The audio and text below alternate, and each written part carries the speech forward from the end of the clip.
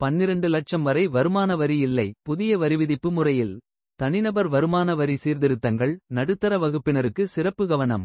பூஜ்ஜிய வரி வரி அடுக்கு 12 லட்சம் வரை சம்பளம் வாங்குவோருக்கு 12.75 லட்சம் வரை நிலையான விலக்கு ரூ. 75,000.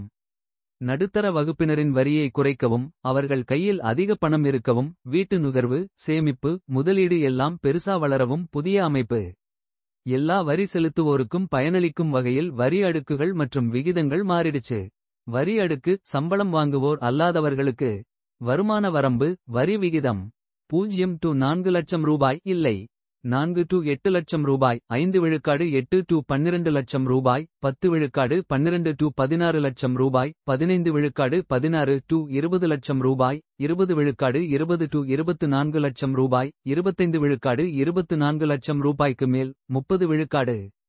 இந்த பட்ஜெட் அறிவிப்பு நடுத்தர வகுப்பினருக்கு நிறைய வரிச் சலுகை கொடுக்கறதுல கவனம் செலுத்துது. பூஜ்ஜிய வரி அடுக்கை 0.12 லட்சம் ரூபாய் வரைக்கும் கூட்டி வரி விகிதங்களை மாத்துறது மூலமா அரசாங்கம் என்ன பண்ண ட்ரை பண்றாங்கன்னு பாருங்க. செலவு பண்ணக்கூடிய வருமானத்தை அதிகரிக்க நடுத்தர வர்க்க வரி செலுத்துவோர் கையில நிறைய பணம் இருக்கும் நுகர்வு சேமிப்பு இல்ல முதலீட்டுக்கு பயன்படுத்தலாம். நுகர்வை அதிகரிக்க செலவு பண்ணக்கூடிய வருமானம் நிறைய இருந்தா நுகர்வோர் செலவு பெருசு பொருளாதார வளர்ச்சி நடக்கும்.